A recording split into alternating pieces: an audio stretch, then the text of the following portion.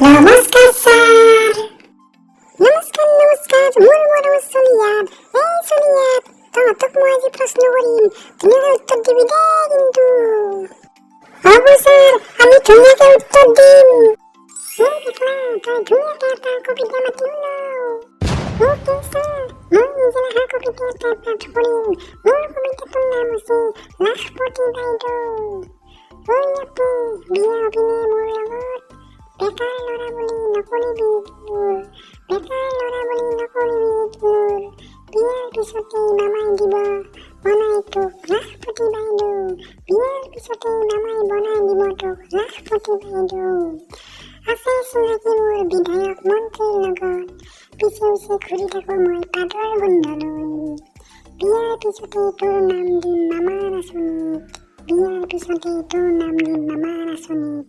ঐ আপি, বেকাৰ ল'ৰা বুলি নকৰিবি ইগনোৰ, বাপেৰক কৈ দিবি চৰকাৰে দিছে হেজাৰ আঁচনি, কিহৰ বাবে লাগিছে কৰিবলৈ মই কাম। তই পাবি আঁচনি, মই ঘূৰিম বিধায়ক মন্ত্ৰীৰ পিছে পিছে পাদৰ গোন্ধ লৈ। পইচা ভৰি থাকিব আমাৰ পকেটে পকেটে, পইচা ভৰি থাকিব আমাৰ পকেটে পকেটে। ঐ আপি, বিয়া হবিনে মোৰ লগত? বেকাৰ ল'ৰা বুলি নকৰিবি ইগনোৰ, মামাই দিব হেজাৰ আঁচনি, বিয়াৰ পিছতে তোক বনাই দিব মামাই লাখপতি বাইদেউ। মন্ত্ৰী বিধায়কৰ লগত আছে মোৰ ভাল চিনাকি, পিছে পিছে ঘূৰি ফুৰো মই পাদৰ গোন্ধ লৈ, মন্ত্ৰী বিধায়কৰ পাদৰ গোন্ধ লৈ।